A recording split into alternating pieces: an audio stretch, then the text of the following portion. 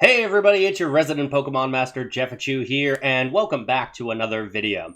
You know, something that's always been difficult for me are top 10s. I'm one of those people that like a lot of different things, and so I find it very hard to be able to choose just one or 5 or 10 of them or any of that kind of stuff. So it's always been kind of a point of contention for me to try to make top 10 videos. Oh, what's your favorite book? I don't know. What's your favorite song? There's so many. What's your top 10 favorite songs? I don't know. But there is one thing that I think I can bring it down to, because there's hundreds of thousands of books, there's hundreds of thousands of movies and TV shows and music songs and all that kind of stuff, but there's only almost 1,000 Pokemon. So, with that said, I think I could take the chance and take the task and let you know my, as of this moment, current top 10 favorite Pokemon. I know a lot of people have been wondering. Some of you will probably already know my second and first picks, but let's jump into it.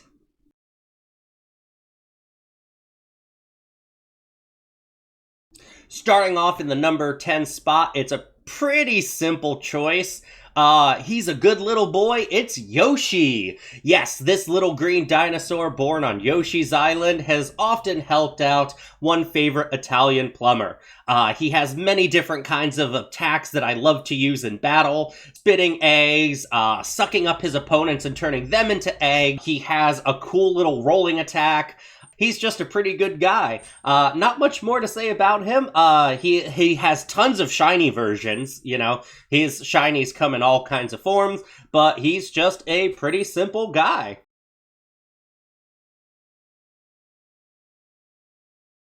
Alright, coming in at the number 9 spot, this guy is in the same region as my number 10 pick, so it shouldn't be too much of a surprise that he's here, but it's Paper Mario! What can I say that hasn't been said about Paper Mario? He's just an awesome dude with 3 amazing gens that he's been in, and a couple of gens that haven't been as great. But hey, you can't fix what ain't broken. You all know by now I'm a Gen 1er anyway. So the OG Paper Mario and the sequel, Gold and Silver Paper Mario, they were just the best Paper Mario gens there were.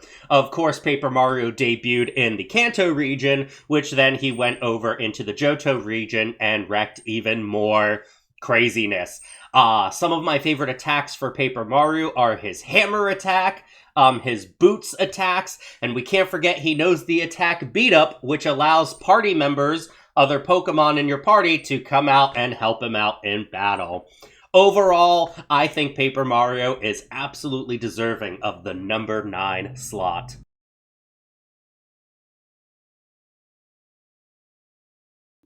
Going into new territory for the number 8 spot, I'm going a little bit off the rails here, but I think you guys will understand when you see it. We all know I'm a big fan of dogs. Yes, I have a cat, but I'm a really big dog person, so it shouldn't come as any surprise that my number 8 pick is the Metal Dog Monopoly piece. That's right, this Pokemon is amazing. You have never seen a piece run so many doubles in a row, you know, I mean, and without having to go to jail very often, mind you, which is pretty cool. The Dog Monopoly piece has so many great details, and abilities. The ability to pass go and collect $200, the power to advance to St. Charles, he takes a ride on the Reading Railroad, and of course, our favorite attack, free parking, making the dog piece the perfect number 8 spot.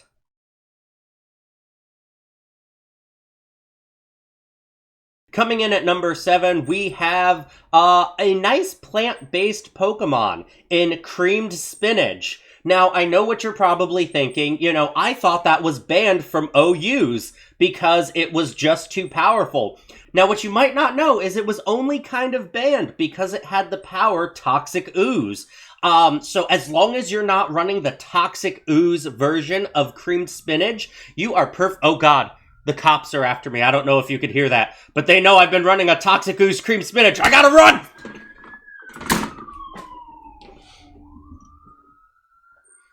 All right, I outran Officer Jenny and her Monopoly dog piece, so we're good. Anyway, so as long as you're not running the Toxic Ooze Cream Spinach, this is a perfectly legal Pokemon to run in OU, and I think it could even do some work in Ubers. Guess we'll have to test out this weekend, huh?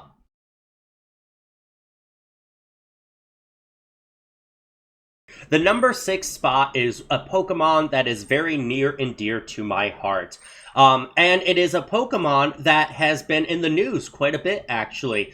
Because of the release of Pokemon Scarlet and Pokemon Violet, people are looking forward to seeing this old Pokemon use some new tricks in the new competitive scene.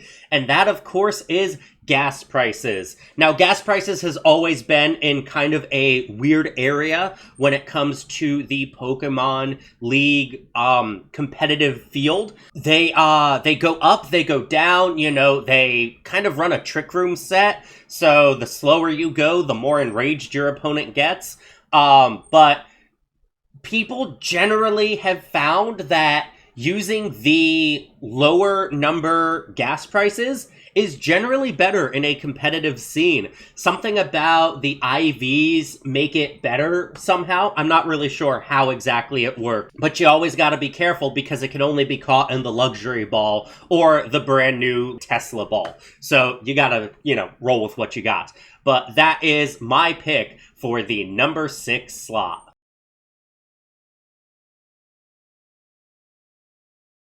All right, here we are, halfway through the list. It's been tough so far, but I think I'm doing a pretty good job. And now we're getting into the Pokemon that are definitely near and dear to my heart. So I'm going to have a lot of fun talking about these Pokemon. My number 5 pick for top 5 Pokemon is, of course, the number 4. I mean, how can you get any more top 5 than the number 4? It's just one of the most amazing Pokemon there are. People have given so much shit for ice cream cones and, magnet Pokemon and trash ball Pokemon, trash bag, that's what I meant. Doesn't really matter. And yet, they're still okay with the number 4. I mean, think about all of its power. It can use 2+2 attack, which does exactly 4 damage. It can also use Dragon Rage, which does exactly 40 damage. I mean, it's impossible not to think about it. Squirtle is number 4 in the Pokedex, and everybody loves Squirtle, so I mean, it's just the perfect fit, right? So, my vote for number 5 Pokemon is the number 4. The actual number 4, not Squirtle. That thing sucks.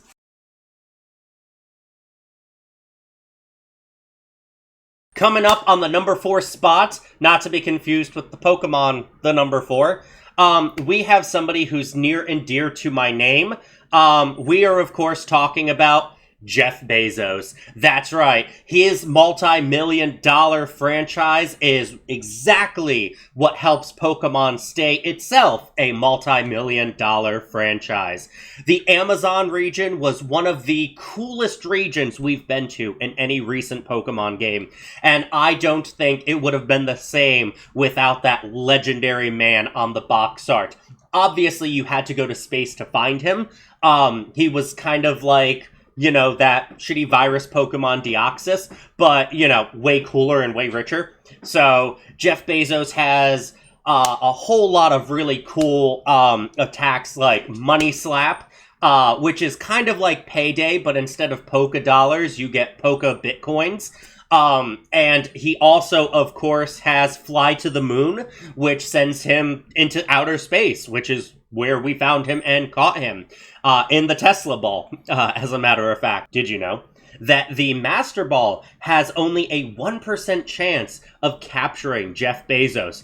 Probably because Jeff Bezos is in himself the 1% and can't be affected by other 1% things. So, shares my name. Pretty cool. I could be the next Jeff Bezos, Jeffachu Bezos. It has a nice ring to it. So that is why my number 4 pick is Jeff Bezos.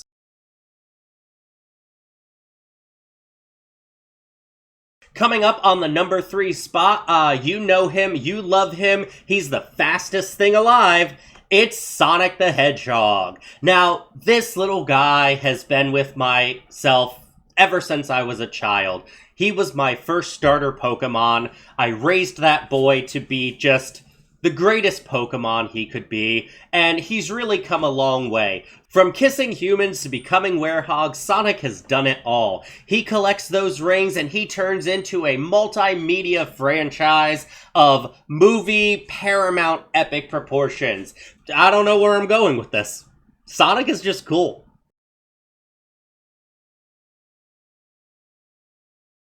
Coming in at number 2, we have another amazing pick, another Pokemon that is absolutely near and dear to my heart. I can't really speak too much about this character with a whole lot of authority because that would go to my best friend CC Yamato, but my number 2 pick is, of course, Kiroberos. He guided Sakura while looking for the Clow cards. Oh god, they're back for me again! Officer Jetty's here! Run! Alright, it was a false alarm. They were after someone else. Team Rocket or something. I don't fucking know. Alright, where was I? Right, so Kiroberos helped Sakura capture the Clow cards. He is an amazing Pokemon partner, and he can Mega Evolve. Yes, he goes from a little plush toy looking mofo to a giant tiger guy! So he is just the most amazing Pokemon. That is not number 1. But still, he is an awesome number 2 slot, and he is my second favorite Pokemon of all time.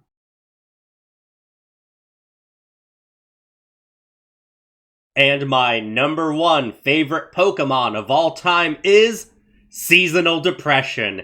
That's right. You think you're going to be having a good winter and you're going to be going around and working out and fulfilling those dreams of losing some weight and getting back to the gym after the new year, and then BAM! Seasonal Depression comes up and slaps you like Will Smith slaps Chris Rock. That's right.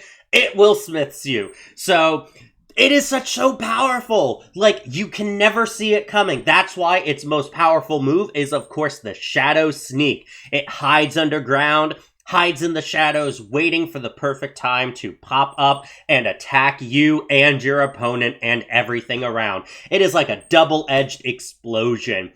And that is why Seasonal Depression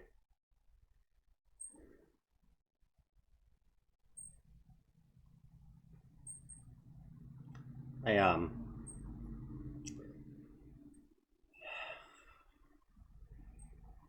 am I even doing with my life? This video is stupid. Do something nice for yourselves today, guys. Peace. Bye.